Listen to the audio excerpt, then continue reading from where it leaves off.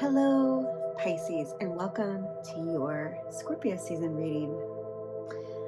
Pisces, another fellow water sign like Scorpio, is going to be diving into the unemotional depths of the Scorpio season. And Pisces are tasked with balancing their sort of natural dreaminess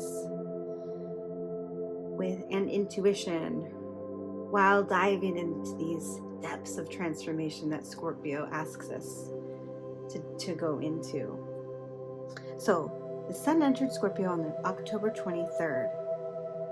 And so that's, for Pisces particularly, it's a heightened time for intuition and inner awareness.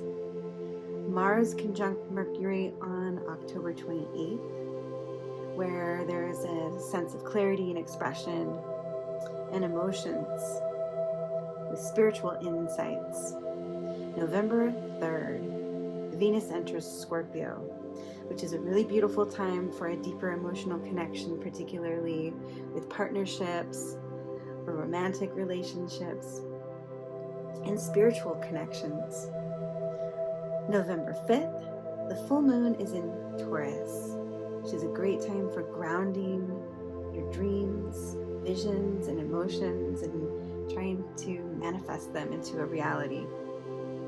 So be mindful that on October 21st, Mercury went into its shadow just before it goes retrograde.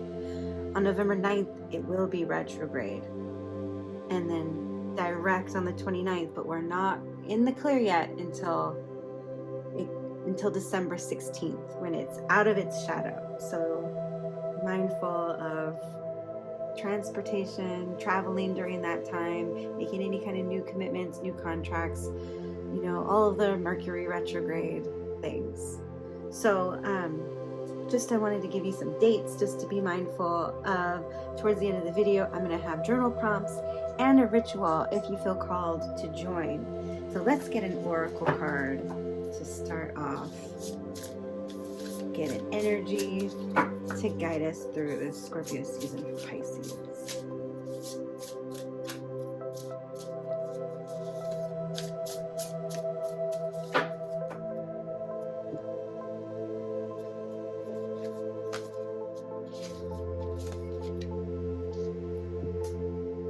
Anomaly. Does this time feel particularly strange to you? Does it feel like something that has happened that is a one-off from what normally happens?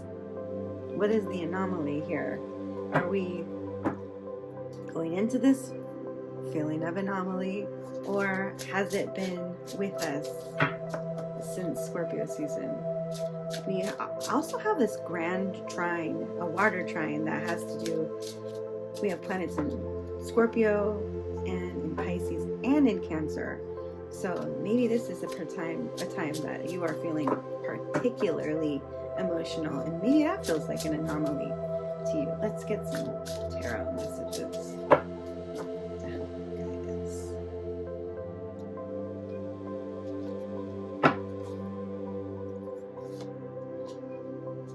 King of Pentacles, the Queen of Wands. We've got a pair here, King and a Queen.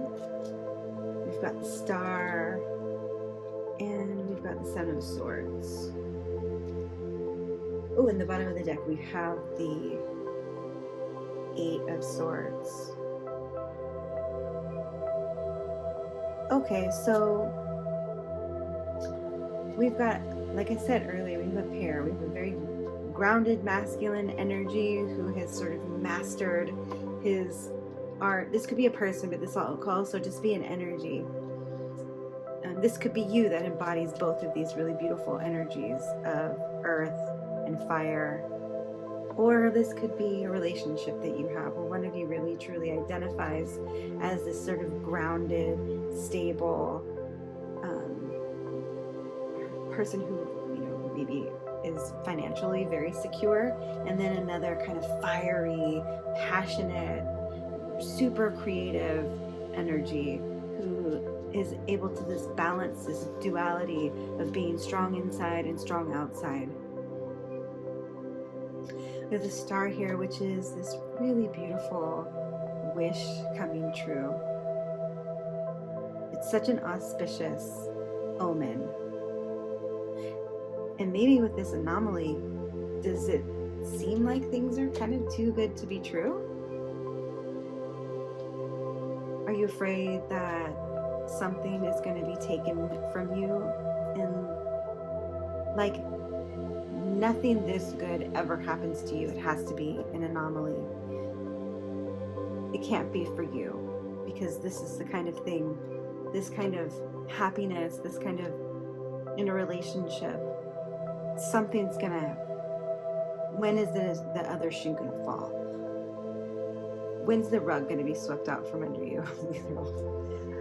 I kind of think of another cliche here, but do you just feel maybe not worthy of this really beautiful connection that is like divinely guided? If this is a partnership, this person was sent to you. It was divine. And this isn't just an anomaly. This was meant to be. So it seems like there is a fear here. A fear that maybe you're sticking your head in the mud because you're too afraid, if you were to open your eyes, that it's all going to be taken away from you. It's all going to be stolen from you. Let's get some more messages about this relationship.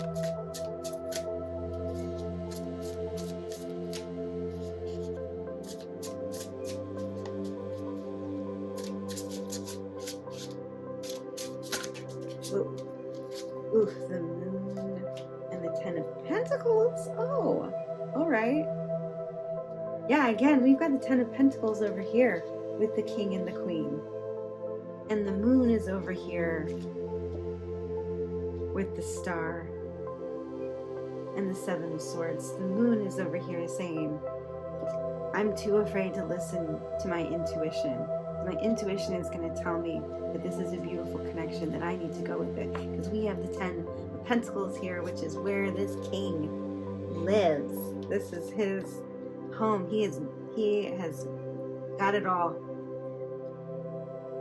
He's mastered everything about the material world, about generating wealth, about having a stable home. And he's got the 10 of Pentacles to show for it. But it's also a cycle that's complete. And so are you looking around saying, I have everything I could ever have wanted? And is there something in your gut that's telling you this is too good to be true?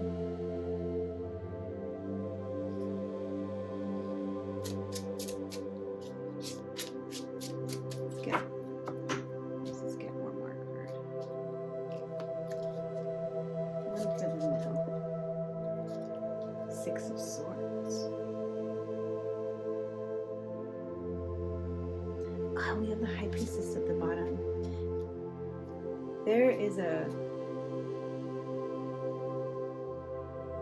departure from listening to your intuition.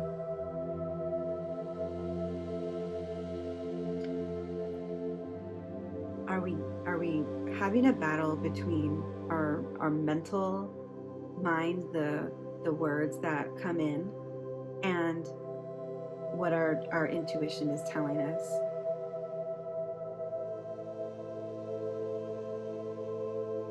There needs to be a moment of differentiation between what our heart is telling us and what our mind is putting in. That those intrusive thoughts that come in, that's not your intuition. That's from a place of fear. And we have the moon and the High Priestess here together that says,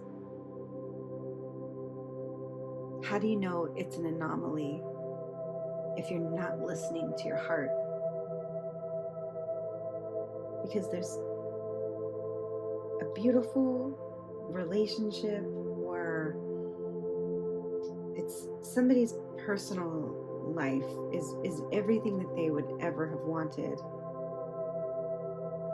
They have the creativity, they have the material stability. Maybe they have a marriage that's just really beautiful and a really beautiful home life.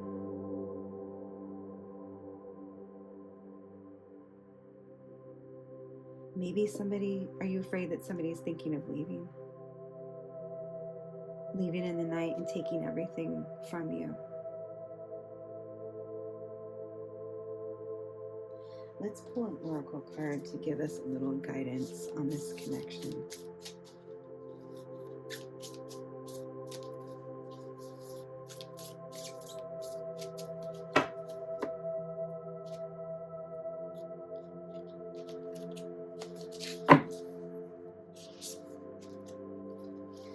The rattle.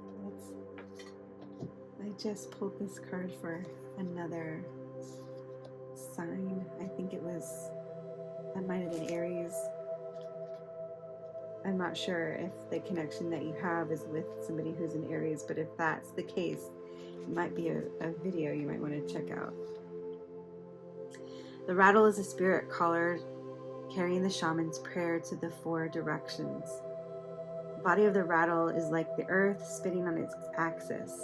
With the aid of the rattle, the medicine woman instills a desired destiny in her future, closing with the prayer, Great Spirit, may your will be done. The rattle guides us to pray for all the earth, not just for our personal needs. When we offer our prayers to the highest good of all, everything we need is provided for us. The rattle comes to invite you to work with the tools of the Spirit, but be careful. They're very sharp and can hurt you and others if they're not used mindfully. Set your old tools aside, take up the drawing instruments of Spirit. You are consciously stepping into partnership with the divine. This is the time for courageous deeds. Do not let your hesitation get in the way of your expression. So there is an opportunity for this really beautiful creativity, but also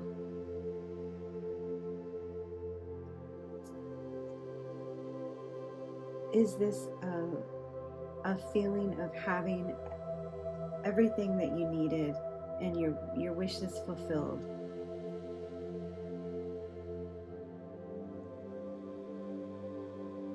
And you feeling like maybe you still feel unfulfilled though. Maybe after you have all of this, you still think that maybe it's not for you. Or maybe you're left feeling still dissatisfied with this connection. And that there's something missing.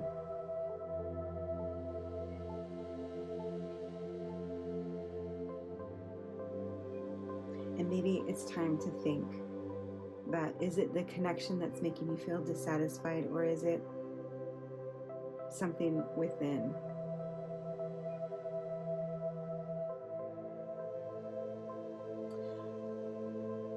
All right, so I would take this moment in the Scorpio season. Scorpio is all about diving deep into emotions and emotional transformation. Before you make a change, before you leave a situation, think deeply, meditate, and journal to find out what it is that's dissatisfying you before you make a change. Because there is a divine, Spirit has a divine direction for you, with sending you your heart's desire.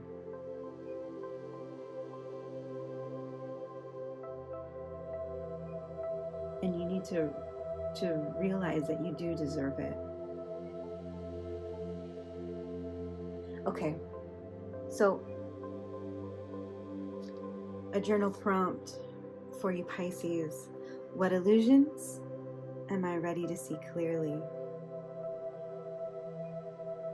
That might be useful during this reading. What is this anomaly just an illusion? Is it something that I put somebody or something, or maybe you did it yourself, put these thoughts into your head that this life that you created is a fluke and it may crumble.